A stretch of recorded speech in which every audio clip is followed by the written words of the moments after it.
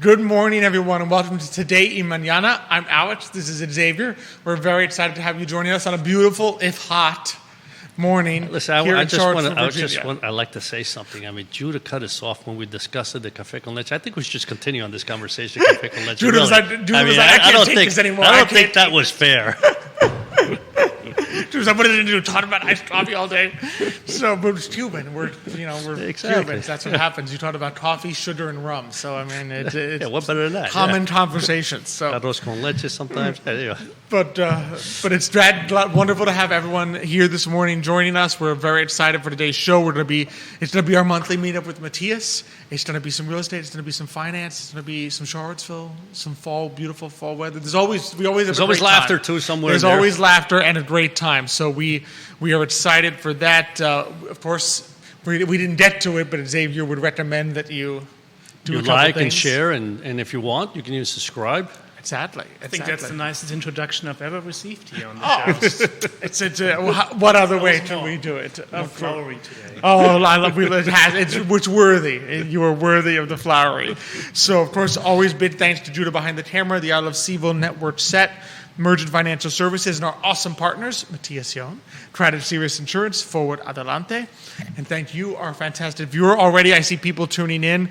Jerry Miller watching the show this morning. It's always fun when we hear the live Jerry, audience. What do you mean he's our live audience. Every once in a while, you hear him in the background. Who's that? Needless Urpí tuning in this morning. Dr. Elizabeth Urpí wishing a good morning to her favorite podcast host. I wonder who that might be. And be sure to send us any questions, comments. We'll read them out loud. And so I always love jumping right in, especially when we're lucky enough to have Matthias open. Well, absolutely, yes. Yes. So we're happy to welcome this morning the wonderful Matthias from Matthias Realty. Thanks for joining us this morning. Excited to be back.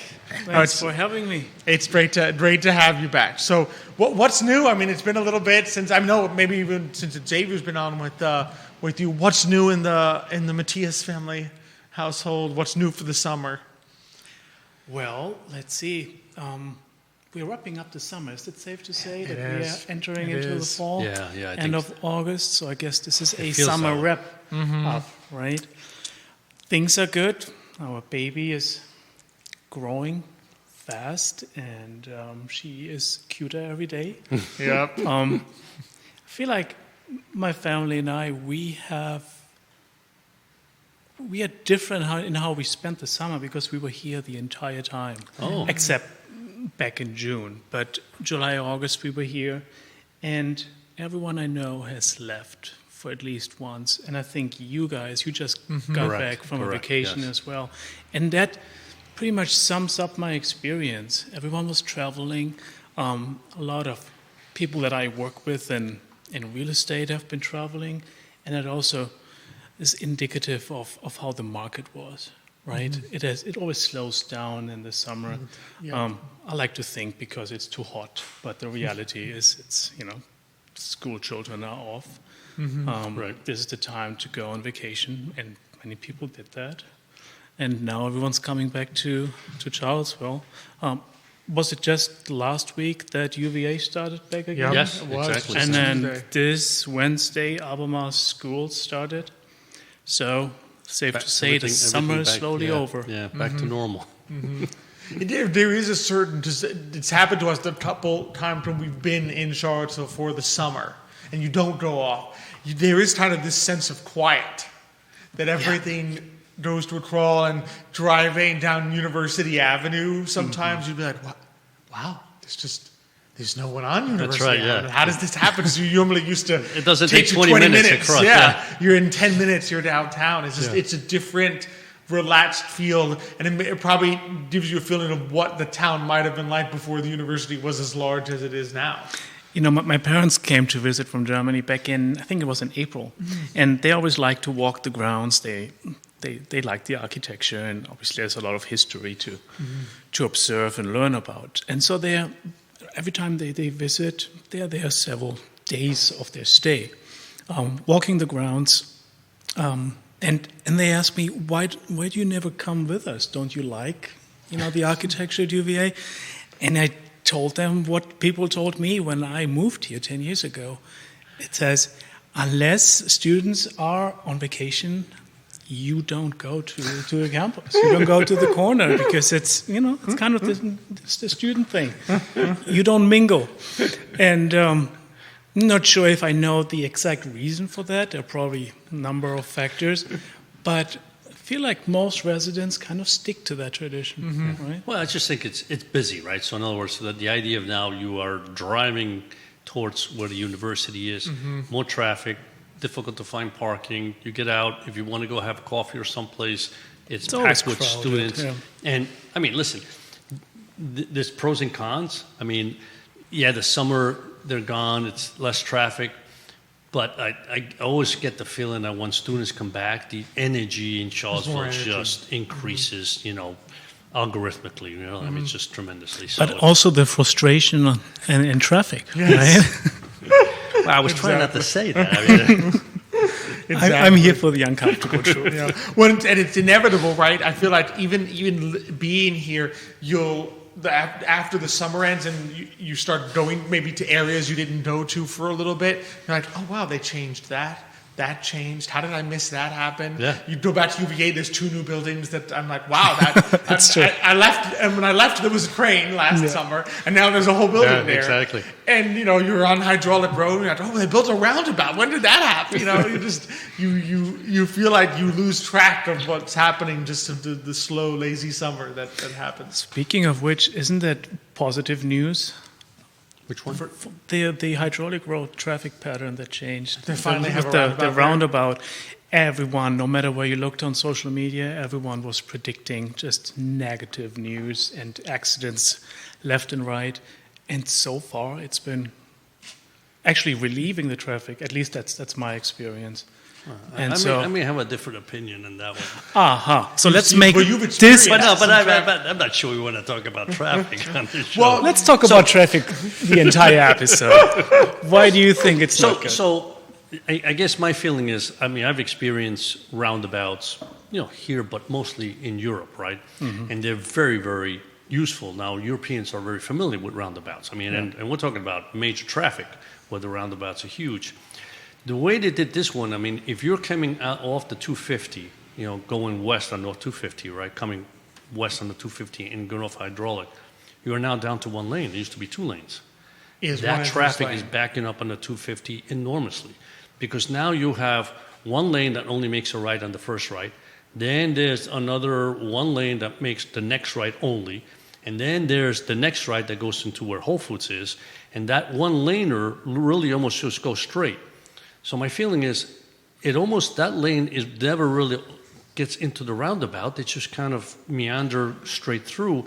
People that have to get into that roundabout, if that traffic just keeps flowing, it's a real tough job, in my opinion, right? I think my suspicion is that is an accident reduction technique rather than a traffic reduction technique. I think that's the actual reason. Because Yeah. what used to happen... What did it do? I mean, I'm not sure it did anything. How did it what used to alleviate happen, traffic? where I would see the accidents all the time, is because there were 2 lanes. When people would make a left at that light to go up towards the Whole Foods onto hydraulic, right? They have the right of way on both lanes. Right. How many times would you find the people that had blown past the they yield didn't yield. sign and they would just hit each other? Because I would always see accidents at the left turn and the yield. And now I think what's happening is they're saying if you are making a right, you have no choice but to yield because you won't be in that lane. You have to get into the left lane.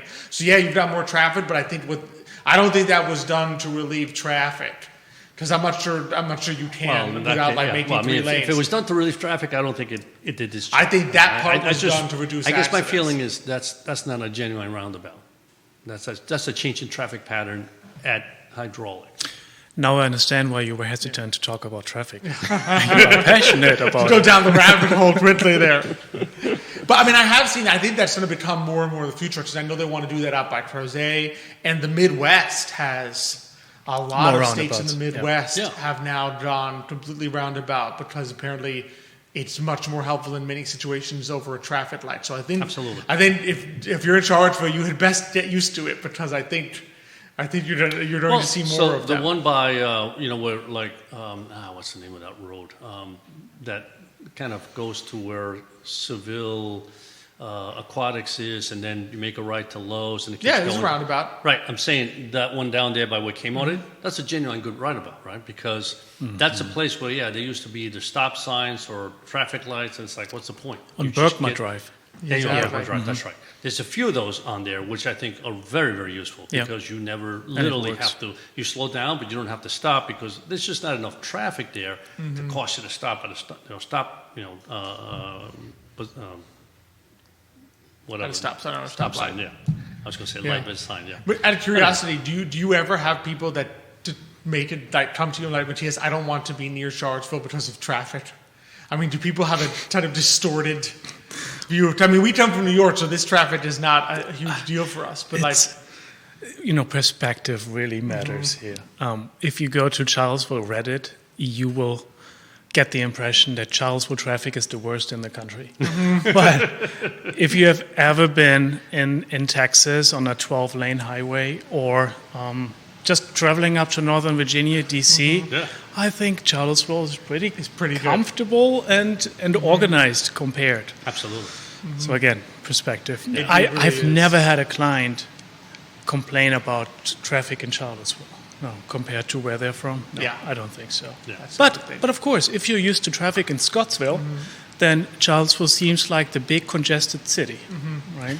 Well, it also depends, I think, which side of Charlottesville you want to live. Because we'll have some clients that basically, if they're up 29, they're like, yeah, I'm only coming to Charlottesville. If they're up in Greene or north there, they're like, oh yeah, I'm only coming to Charlottesville, once a week because I don't want to deal with that.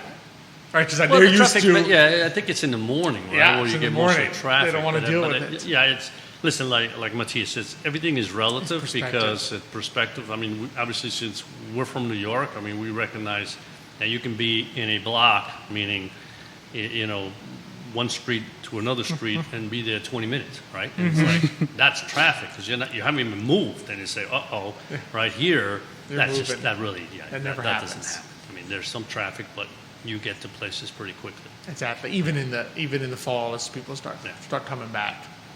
And we've talked about this before. I mean, I forget who I was talking to when we went on vacation. We met some people, and I said the beautiful thing about Charlottesville is that you have a city.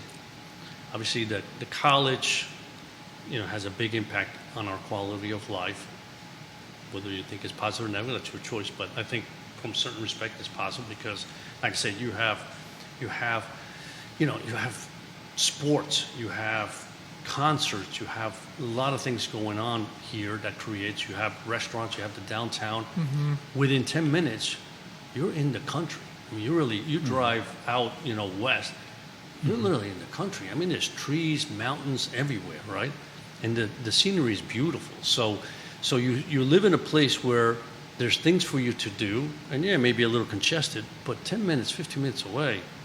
I mean, people in big cities like New York, for example, you got to drive 2 hours in traffic to get out of there and see what we see in 10 minutes away. Yeah. So it's a beautiful place to live for that reason. Absolutely. And that reminds me of that endless discussion about affordability. In general, in the U.S., big problem, of course. We all know the headlines, but in Charlottesville in particular is considered to be a relatively expensive place to live, right, and purchase a home, etc. But then, wouldn't that also mean that steady stream of people moving here should subside at some point? The reality is that is not the case. People voluntarily, not necessarily job-related, decide to move here because it's a wonderful area to live and raise a family or to retire, whatever the motivation is. And so the home prices keep going up, and yet people decide to move here because of what they feel attracted to in the area. And so that shows me that it's not always about affordability. Some people also prioritize, you know. Maybe they sacrifice certain things in order to be able to live in Charlottesville or in the surrounding area. And I'm the first to acknowledge, yes, affordability is a big problem, especially here in Virginia's second most expensive area. However, there's a reason, and it's not all UVA. It's also the natural beauty of the area, just like you said. Yeah. Yeah. It's location. I mean, you're always going to have those challenges in a beautiful place where people are willing to say, I'm willing to pay more to get a smaller house. Yeah. Because I want to be close to mountains. It's the reason why why is the coast always, you look at the map US, almost everyone lives on the coast, and it's the most expensive place to live. And you could sit there and say, well, why don't you just go live smack in the middle of Nebraska? It's cheap. And people are like, well, I don't want to have I don't see the ocean from there. Well, people are like, I would rather have a less affordable house on the coast than have a 7,000 square foot mansion in the middle of Nebraska. Yeah. Because it's just a preference of where people choose to live. And in an ideal world, you would get all the things you aspire, right? The square footage that you need and the extra space in the basement in the desired area of your choice. But the reality is a lot of people sacrifice one or two of those things in order to make it work here. And that shows me that, that the appeal is stronger for some people than the reality of prices. And now, this conversation we are having is obviously on a very high and comfortable level. There are also those that move here because the ideal job is waiting here for them, or whatever the motivation is. And for many people, living in Charlottesville is simply not affordable, and that's why we have so many areas with new developments within this 30-minute driving distance, right? I mean, all those reasons are related. Exactly. They're connected. Well, it's funny because and we all know this. Whenever obviously, I see tons of research come through our desk on many different topics, including real estate, and I always look at it, and in a way, sometimes I just poo-poo it because what you have to realize, and you know this as well as everybody even here, real estate is local. The idea that they give you national standard, real estate this, real estate that, and it's like that's not how it works. I mean, you can see there's a real estate slowdown, and you sit there and you go, yeah, but I live in Charlottesville, and Charlottesville is still hot, right? Or Charlottesville is still growing. So real estate is really so localized that you have to figure out, what's happening in your area, and as you mentioned, right, the appeal of this area continues to be, very strong, and therefore. If that's the case, and the demand continues to be larger than the supply, then prices is just they're going to go up, or they're just not going to go down. Let's put it this way. Well, and we were trying to talk before the show, which I wanted to touch on with you, Matthias, is that there are also, it depends a lot on the time frame in which you're looking at something, and we could sit here and look at the fall, in which you've got now short-term people maybe. Buyers looking at making short-term decisions, say, do I wait a little, where are interest rates going? But then there's fall 2024 through fall 2025. There's a year outlook, which may look very different than an outlook over the next 3 months. Yeah, it's this constant forth and back of evaluating those pros and cons. Do I wait until next year, maybe the spring, because I will have more choices on the market, more inventory? But the home prices have increased by then, because we know they will, just for sake of having slightly better rate. Is it worth the wait? And others argue, no, it's not worth the wait. I'd rather pay a little bit more right now to the bank, as uncomfortable as it sounds, and take advantage of slightly lower home prices. And slightly lower. That's relative again, because again we're living in the second most expensive area in Virginia, right? But yeah, it all, and I feel like I've said this so many times on this show. It really depends on your circumstances. It does. There's no one answer, but it makes sense to really talk to someone. As you said, it's highly localized, so sometimes it's helpful to ignore the big headlines that are aiming on things happening on the national level and look at Charlottesville in particular, or the surrounding area.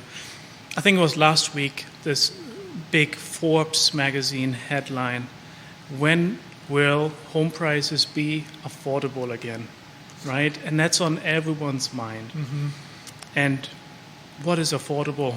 Can you, as financial advisors, please define what is affordable to me? I'd love to be able to do that. I think we all agree. It's for each person. Right. I was going to say, You again, look at what you someone's just mentioned numbers. before. I mean, when someone comes in and you're doing a financial plan, the answer to whether or not they'll be like, can I afford to buy a house? And the answer is like, well, here's your income. Here's what it would cost you. It's affordable for you or no. But then the next guy walks in and, well, he could afford your house, but you're not him, or vice versa.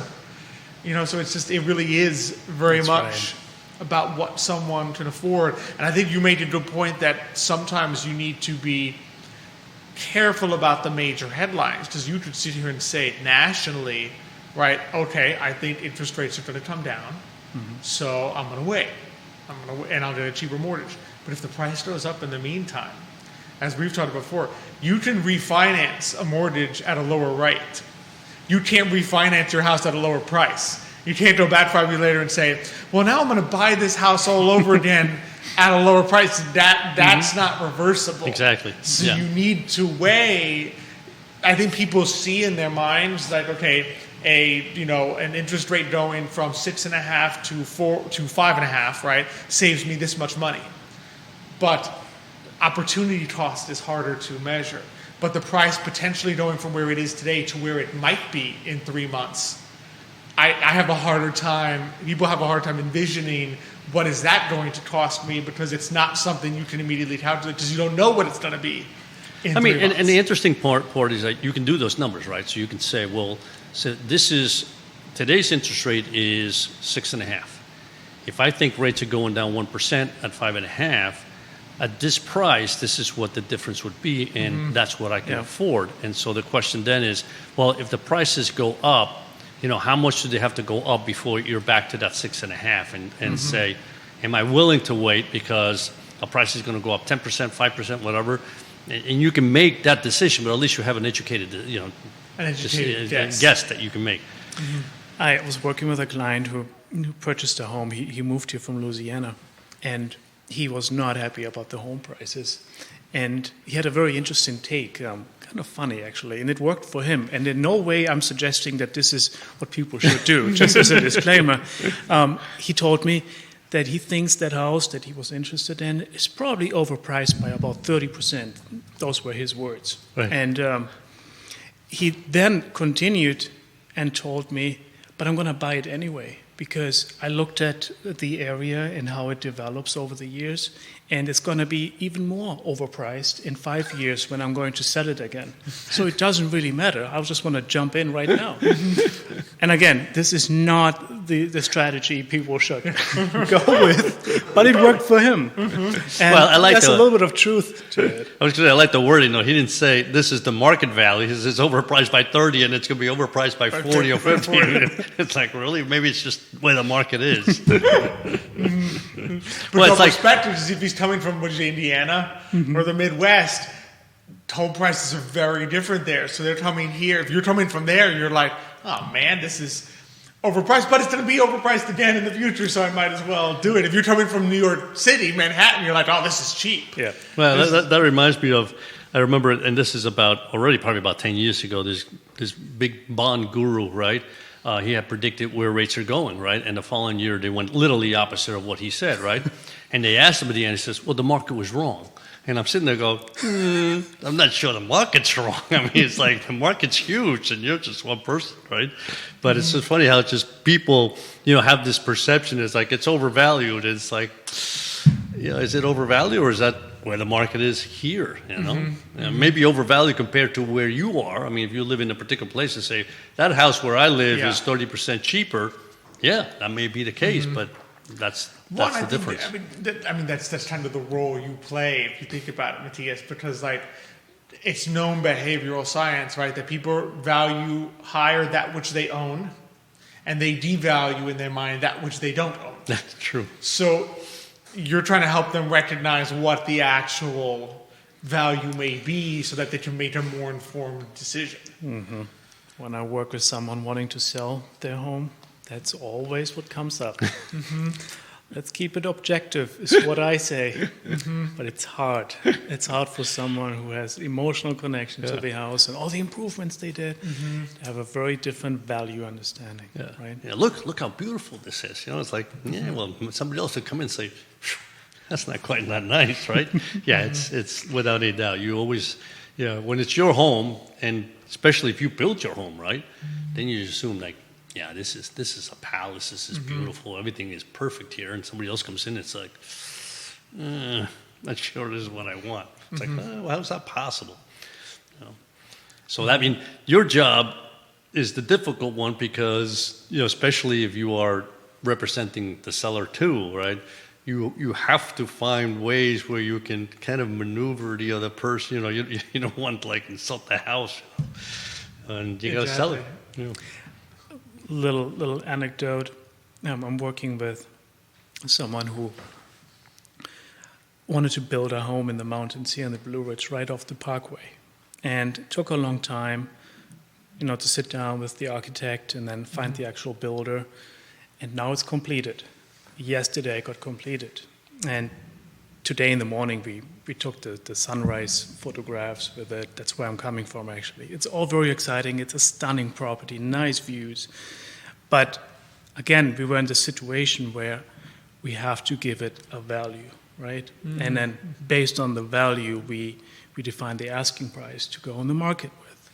And of course, the owner's opinion of the value is very high. But it's not often the case, but I actually agreed with them because I observed the construction and I saw the finished product, and it's stunning. It really is. So the suggestion was to get an appraisal, to have someone with authority give it a value, and just wait what he says. And it confirmed the value or the price opinion of the owner and mine as well.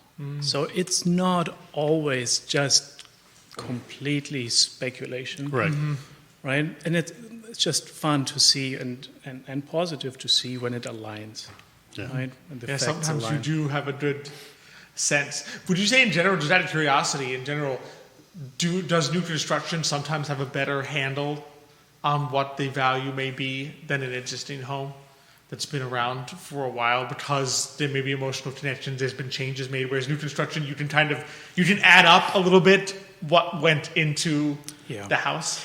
So I want to say that it's more based on facts because you can very closely look at material, labor.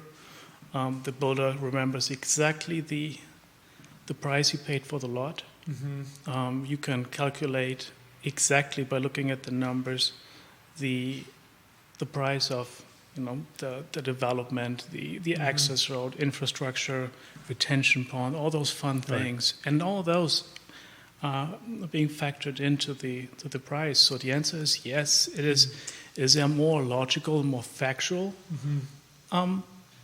price opinion, and therefore yes, it's more on an objective level. It is true. It is easier. Less emotion that factors into. Yeah, and if you compare it to a house built in the 1930s, so many factors that go into the pricing strategy. It's more complicated. Sure.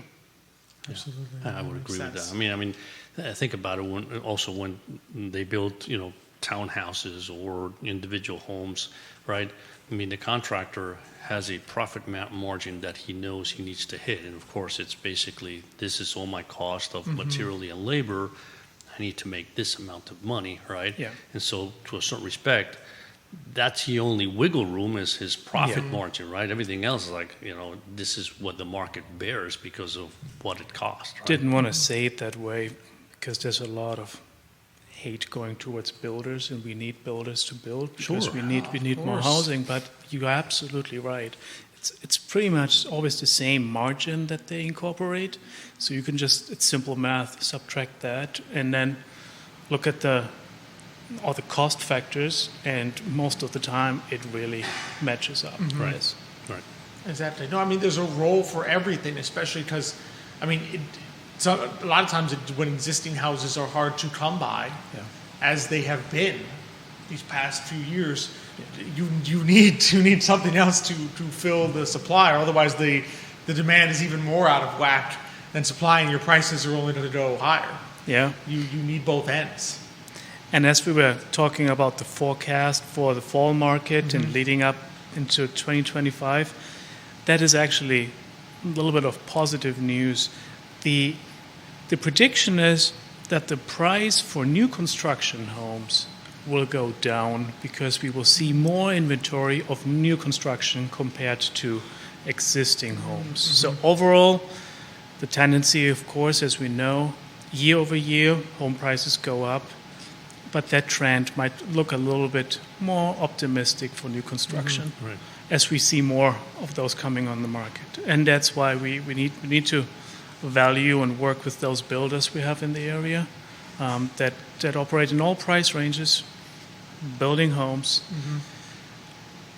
inside and outside of Charlottesville, and that is very important as the area grows and more people move here, and the lack of inventory is on affordable housing, frankly, such a problem, and continues to be a problem. We see too many mansions and too little affordable housing. But again, who am I to repeat what we hear every day in the news, right? Well, we can't change the market, but do you find sometimes that you have to, as people maybe are new to the area, or they've reached out to you and they're maybe encountering this, like you've heard, I think there's probably a difference between hearing that Charlottesville is not affordable and then actually going to buy a house and realizing, oh man, it doesn't look very affordable for me personally. Do you find sometimes that it's a matter of counseling people? How do you try to navigate with them if maybe they do need to wait for their personal circumstances, or it's taking longer than expected? How do you try to work with them? Because sometimes it's a patience game, but how do you kind of help to avoid the discouragement? Well, it goes back to perspective, I think. Generally, the advice that I have is not to just wait until your circumstances change. That rarely happens. If you already live here, right, then the prices are what they are. Yeah.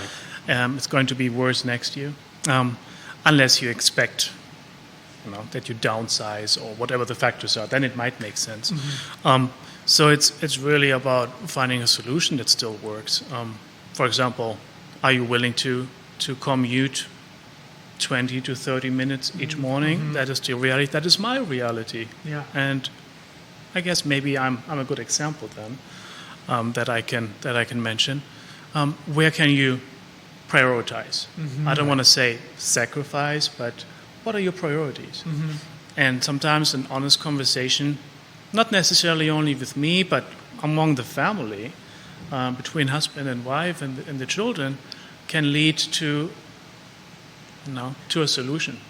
And all of a sudden it turns out that the children wanted to be surrounded by nature or have a little bit of a bigger yard, and the parents understand maybe we can move to a different county and still be at work in 15 minutes each day. Right. And that's just an example. But sometimes there are tough conversations, and it most of the time the factor that leads to that uncomfortable conversation is obviously the price. Yeah, that's the reality. Yeah. Which I think sometimes people with home, because it's such an emotional decision, feel like it's different. But it's something if you think about it, people do every day. When we're looking at people's budgets and their expenses, we sit there and say, well, you can't control your income. Or you can't magically assume that your income's going to increase. And you can't control inflation. You can't control the price level. What you then all you really have left to adjust is, what do I do with the income that is given to me at the price level that things cost? And you prioritize. You realize, okay, what is more valuable to me? What is less valuable to me? And I think people do this unconsciously all the time. I don't buy this. I buy that instead. I don't eat this. I eat that instead. But I think with a home, sometimes it's so emotional, people forget to do that. Yeah. And you're kind of helping them walk through the process of, okay, what are the things that are actually most important to me, rather than saying, okay, I want everything. Right. But what is most valuable, and maybe that yard is more valuable than a 10-minute commute. Or maybe it's the other way around. Maybe I'm willing to take a 0.3 acre property because I want a 15-minute commute, and I don't want to drive 25 minutes. And I mean, I guess the challenge there is that, when you buy small things, right, you can change them, you can, say, hey, I did the wrong thing. But when it comes to a house, It's a big issue, decision. and the problem is that sometimes you make a decision thinking, yeah, this is, let's say, yeah, I'm willing to travel another 20 minutes, to downtown or wherever you're working for the extra backyard, right? And then after like a year of every day doing it, you sit there and go, was it worth it, right? Yeah. And this is really, I mean, it's now that 20 minutes becoming 23 minutes, right? Because I didn't think of this, I didn't think of that. And so that's the issue. It's like by that time, one thing is saying, yes, that's a great decision, but unfortunately then reality kicks in is that you have to do it, right? Yeah. And the same thing, you could be, I'm 5 minutes away, but then every day it's like you go, it's like the kids, it's like no place for them to play, no backyard, no anything. So that decision is such a big always one. a difficult one. It's a hard one. So. And when we have those conversations, I often find myself in a situation where I have to remind my clients that I'm not their financial advisor and I can't guide them on those Yeah, things. exactly. What I can do is ask questions. Yeah. And my experience shows me that oftentimes brings the solution closer, just by Yeah. encouraging to ask those uncomfortable questions. Yeah. You're helping them find the answer instead of, in a way, telling them the answer. Well, if something is outside of my expertise, Yeah. yes, and then I often connect them to someone who can. We have loan officers, we have financial advisors that can work with them. And then, like you perfect said, sense. it's behavioral sometimes, right? So in Yeah. other words, you know what the question is, you just never want to ask it, right? It's like, and then if somebody brings it up, it's like, okay, it's out there. Now I we have have to. I have to think about we it. have to think about it. I have to think about it now. You know? No, that's perfect. That's perfect. And see, I always it's just so it's nice to talk and kind of bring that out into the open that's an expectation people can have, and how important and helpful it is to be able to do that. Yeah. You know. I agree. You know, and things do. Like you said, things change, things pick up. There's some hope on the horizon. It's not, things don't always get worse over time. There's ebbs and flows to everything. Ebbs and flows to everything. Yeah. So there are a few predictions that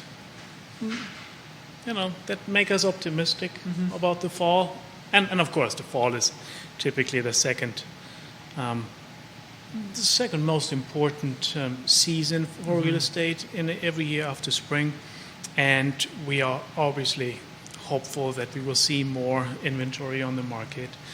I think now that people are back home and school and college starts, I think a lot of buyers will come out of their caves again, give us a call, and they will evaluate what they can afford, and they will look at the rates. And fortunately, we have seen a slight drop in rates, and we have. maybe we see even more of that in the near future.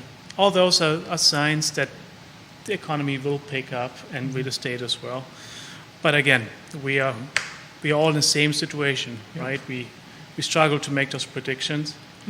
Yep. Nobody has the crystal No, we ball. don't. We don't we struggle. could- We can make the predictions, but we don't want to because we know, like, we may be wrong, and therefore, why bother? But then we can say that the market was wrong. Yeah, right. There right. you go. Exactly. I got to remember that. I wasn't wrong. The market was wrong. Market was wrong. Well, that's a good note, I think, to close it out on. But it's been, Matthias, it's been a pleasure. Absolutely. As always. Love Has having you been. on. And I will be here in a month, Yep. Looking forward to it. and let's see how the market has changed then. Exactly. No, it's going to be exciting. I'm excited to have you back each month in the fall to kind of see what's developing and see whether the market And that is I can wrong or predict. not. The market, I bet you, changes a little bit. There you go. Safe position. And then we know the market was wrong. Exactly. See you guys. Good to see you. Thank you, Good to Matthias. see you. Couple shout-outs, lots of people watching this morning. Clay Smith, thanks for tuning in. Ale Jose is watching. Jim Ross, Chris Keenan, Medel Corradine watching this morning. Monita Miller from Montana joining us from this morning. Thanks to all our wonderful guests. We love having you all tune in from across the country for our monthly meetup with Matthias. Imagine Montana, right? I mean, real estate there versus here. Must be a totally different animal. Must be completely. A totally different animal. That's for sure. Absolutely. Well, even there, right? It's the when you talk about expectations, right? Apparently, a lot of people moved there after watching like the show Yellowstone. Yes. Because they're like, oh, it's beautiful, the weather's great, and because then they see the winter, and it's like, oh, that's not too bad of a winter, right? And then you find out people who live there, they filmed that in the fall. They filmed the winter scenes for Yellowstone, not in the actual winter. So then they move there, and a year later, they're like, what the heck? What do you mean it's like 8 to 10 feet of snow? It's negative 40 in the winter. That's not what happened on Yellowstone. Yeah. That's not what Kevin Costner went through. Right. So then 2 years later, they're gone. And it's like, I can't take this. That's not what I expected. So that's life. That's a good point. That's a good point. Have to think about that, And just, and navigating the real estate market is in many ways like, it's different, it's such a big decision, but the stock market and the markets out there are similar, that you can't predict them. Right. You can claim the market was wrong, you can't know what's going to happen, but that doesn't mean there aren't things you can think about and steps you can take to kind of position yourself to be able to make the best of what is out there, whether the market's going up or whether it's going down. So I think people always know the challenges of when the market goes down. Yeah. Right. Okay. Everything's worth less. But I think sometimes we have the challenge of, okay, the market went up, and maybe I'm not in a retirement account. Maybe my account's taxable. Now what? Because you're sitting there saying, I have gains. How do I get my money and not pay taxes? Right. Yeah. Because you're going to be hit with taxes. Exactly. And you can't. That's not a bad situation. You can't predict it. But there are things you can do to kind of think about it and prepare for it in a way. Yeah, and I think, one of the things that I know we always work on is this concept of tax loss harvesting, right? And essentially what tax loss harvesting is that you take a look at a portfolio, because let's be honest, if you have a diversified portfolio, all right, and let's just make it simple. So let's say you go out there and you buy 100 stocks, right? Because you want to diversify, and there's a number, and you like to pick stocks. Well, there's a high probability that not every single one of those stocks is up. There could be some stocks that just didn't do well for whatever reason. So those stocks may have a loss, right? So the concept is, if they have a loss, then what you want to do is sell those stocks, right? And now you have a loss in your account. You can now go and find some stocks that have gains in your account, right? And sell those so that you balance it out. So let's say you have a $3,000 loss, you can now sell something that has a $3,000 gain, right? And you don't have to pay taxes, right? Because they wash each other out, right? And I mean, there's other rules, short-term, long-term, et cetera, but they wash each other out. The thing that's important is that you eventually, right, and we've seen this like a million times, right? There are stocks that they go up, they do very, very well, and you sit there and go like, I can't sell it because I don't want to pay the capital gains tax. And then 3 years later, the stock came down, and now it's where it was when you first bought it. And you go, I had a chance, but I didn't because I was afraid to pay the capital gains. To save 20%, I lost the entire gain. Exactly. So there are ways where, and the issue is that, tax loss harvesting is something that should really be a focus when you have a taxable account, not a retirement account, but a taxable account, is keep an eye on that, because there's going to be opportunities. You just have to stay on top of that and say, am I now willing to do this, right? And second of all, if you have, let's say, your tax losses happen to be $6,000, but you only want to take $3,000 of gains. Now you have $3,000 of capital of losses that you have. Well, those can be adjusted versus your income, right? And of course, I always say, talk to your tax guy about this. But again, there's an advantage there. So as you said, I mean, when you buy a portfolio, the goal is for have nothing go down, but Yep. that's not reality. There are times where, and I talked about this with, when I was with Michael about, I guess maybe 3 or 4 weeks ago. You take a look at the S&P 500, even this year. Not right? everything's up. Not every single stock in the S&P 500 is up. So at that point, I think the stock market was up about like 16%, and yet there was a good number of issues that were down, and part of it was because the Magnificent Seven was up so high, right, that it was hiding the fact that there were quite a few number of stocks in there are losses. So the point being is that there are ways. Second of all, there are ways to create portfolios, right, that really mimic whatever you are trying to achieve, right? And the important thing is always, what is the client's goals? Exactly. Is this money there because you're going to use it for 3 years, in 2 years, 1 year, you need liquidity? Is it a 10-year horizon? That's important. But once you figure that out, right, you can construct a portfolio that mimics any market out there, whether it be the Russell 3000, S&P 500, whatever, right, in such a way that allows you really to eventually find ways to tax loss harvest, right? And because it is one thing that people have to keep in mind is you do have to do it strategically. Right. Because you have one major risk with tax loss harvesting, which is that when particularly with individual stocks, right? Yes. If you're selling a stock to realize its gain, or to realize its gain and its loss, right? You sell these two stocks, one in a loss, one in a gain. You can't go and buy back the same two stocks tomorrow.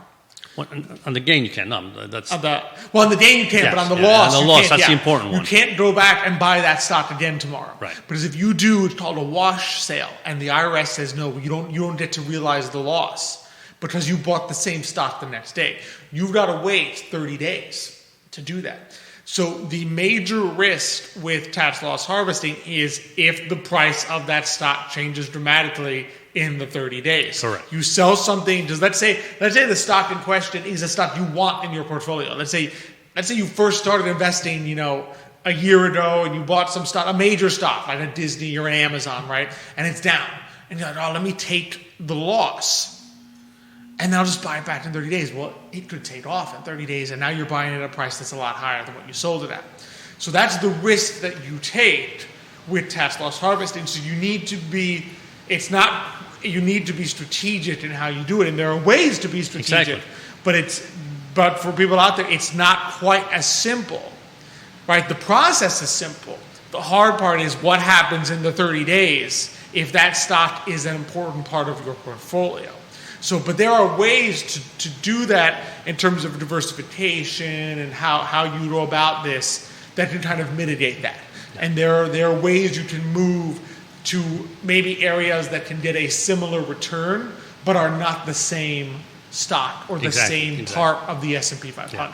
And where this was, back in the days used mostly was, wealthy individuals would buy a lot of municipal bonds, right? And so with municipal bonds, it was so easy, right? Because you bought a bond that, let's say, was a 10-year maturity, had a 3% interest rate, and it was backed by, the water company, for example, right? And all of a sudden, you got a loss. It went from 100 to 95. You got a loss. You sell it. Now you can go buy back any bond that has a 10-year maturity, right? You can't buy that same bond, but any other bond, 10-year maturity, same coupon, right? Or maybe 2 months different in maturity, right? Same company, water company, with similar rate, and you can buy it. So now you're not even taking any risk there because you have the same bond basically in your portfolio. So mathematically, that bond is not going to have a dramatically different return than the bond you sold. That's true, exactly. It's a different bond, but it's not going to have a different return. Whereas you can't sell Amazon, buy Facebook, and say, well, they're going to have the same return over the next 30 days. Right. You have no guarantee of that. They That's should right. have completely different returns. That's right. Because they're completely different companies. But like you said, strategically, there are ways. There are ways in these portfolios to really create the structure you want, the kind of return profile you're hoping for, and still have the opportunity for tax loss harvesting almost on a quarterly, yearly basis, right? And it's something that people should think about and look in their portfolios and say, here's an opportunity I have. Because as we mentioned before, you look at the S&P 500 and top 10 stocks. Once they become the top 10, they've had a great run. next 10 years, those 10 stocks typically don't do as well, right? So if you happen to own those stocks, you're sitting there going, I got a gold mine here, right? But how do I now begin to diversify my portfolio because it's overweighted in a few stocks? So how do I begin to take some money out of that particular company, right, without having to pay capital gains? So and again, there's ways, right? Exactly. So, I mean, there's a lot to think about. And there's ways to do it. Even if you lean heavily towards ETFs, there are ways to do this with ETFs. You don't need to necessarily have all individual stocks. Absolutely, yeah. So there's different strategies that are available to people And I think that's important.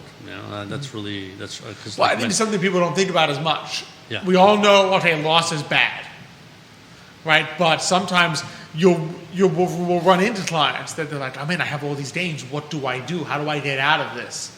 And I said, all right, relax. There are ways to unwind this strategically. Exactly. Yeah. So that's Xavier, my tip for you.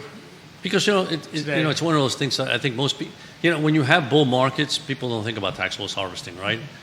But they still exist, and that's the whole point. They still exist, and you have to make sure that you take advantage of them because bull markets create a lot of capital gains, and you sit there and go, now all of a sudden, in a taxable portfolio, my asset allocation, I'm struggling because I can't really move this fund to that fund to this fund because I have to pay taxes, right? Yep. So either pay the taxes and say it's still the right choice, or again, strategically there are ways to create find losses in portfolio. And I think that's a key point. I think sometimes people don't make the correct choice that they know to be correct because they're worried about paying taxes. But it is always better to pay 20% on the correct decision than to lose your shirt because you deliberately made the wrong decision. Exactly. Because you were afraid of paying 20%, so you lost the whole thing. So you have to keep that in mind. Like, paying taxes is a good problem to have. That's right. There are ways to mitigate it, but it's a good problem. That is correct. To have. It means you've made money in some way. You don't typically get taxed on losses in this country, at least not yet. Or no income. Or no income. Yeah. Right. And it's funny because how often do we have clients that it's like, oh, I'm paying all these taxes, and I sit back and said, better to be in that situation. You're paying all these taxes. That means that you're doing well, than coming here and saying, how do I can't afford anything. How do I, how do you help me, right? I don't pay taxes, but I have no money. Yeah, that's a much difficult challenge than saying I'm paying all these taxes. In a way, that's good. Yeah, exactly. It means you're making some money somewhere. I mean, we all hate to pay taxes. Yeah. I mean, and I understand that. I mean, I'm in the same boat. At least, so for now, you don't typically pay taxes when you're losing money. Exactly, yes. So that's something to keep in mind. Yeah, exactly. To keep in mind there. Absolutely. So a couple more shout-outs. Miguel saying, greetings to the Today Mañana team of Matthias. Greetings, Miguel. Hola, Miguel. Hola, Miguel. Always a pleasure. Rosalia Trodada watching the show this morning. And oh my goodness, Monica Miller says, we just had their first snow yesterday. What? In August? In August. Oh, Lord. Wow, so winter is approaching. Winter's coming. Fall is coming in Virginia, and winter's coming in Montana. It's different. So we understand that's the perspective, right? Exactly. When you make decisions, it's all right. Where am I moving? Yeah. If I make a decision like that. Yeah. So, try to stay warm. Well, we pray you're staying warm. Absolutely. Inside. Yeah. Imagine we're kicking up the air conditioner because it's so hot, and they're probably kicking up the heat. It's like, make sure that heat's working. Yeah, that's for sure. That's for sure. Yeah, boy. My goodness. But so that's what we have for that's our 3 cents. Is it 2 cents or 3 cents? Well, it's, inflation is 3 cents. Matthias is 5 cents, but for us it's probably more like 2 cents. No, inflation. Anyway. Yeah, it's from true. 2 cents to 3 cents. Now it's 3 cents worth. It's 3 cents worth. But as always, it's a joy to be on with you. Love being on with Matthias. I feel like we always learn so much, but just have good conversations. Exactly. Conversations. Well, he's so laid back and comfortable and calm. We're kind of the. I could definitely see, how you could see how working with him must be such a beautiful experience. Yes. Like people, all the buyers and sellers coming in panicked, and Matthias like, calm down.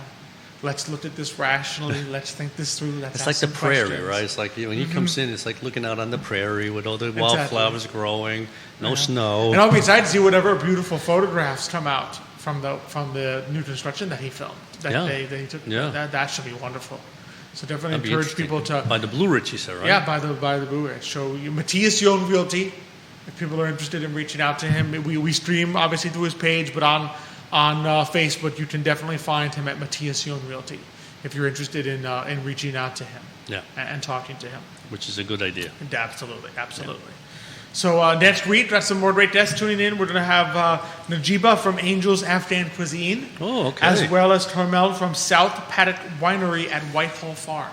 So we got some great guests tuning in, joining us next week. Food and wine. Food and wine. I mean, a couple of my favorite things always to a do. beautiful thing. Food Eat and wine. And drink. Food and wine, as Judah knows, coffee. You know? Oh, that's right. So, but we're looking forward to that. Do we got any time to finish that conversation? Let me see. I got 60 seconds. We'll start it, and then suddenly the feed will just turn off. The show ended. The closing credits will just come on in the middle.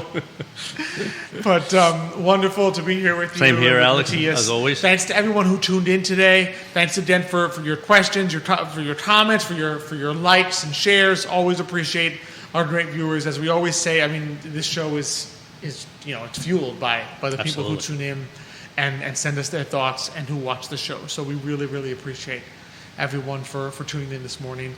We looked, Rosalia Torres says, have a good day. Have a wonderful day, Leah. We send you our best. Absolutely. Love and hugs, as always. And so thank you all for tuning in. Thanks to Judah behind the camera, making us all look good. Thanks to the I Love I'm not CVille sure he Network. might have done that today. I mean, I really going to have to go back and see the show. See the show, yeah. He Just probably case. didn't put the filter today. He's like, Yeah. I'm tired of these guys. Everyone can see what they really look like. But, of course, thanks to Matthias Realty, Craddock Serious Insurance, Forward, Adelante. Thanks to all of you. Stay warm, stay dry, enjoy the beautiful weekend. We look forward to seeing you next week. But until that time, have a wonderful Labor Day, and hasta mañana.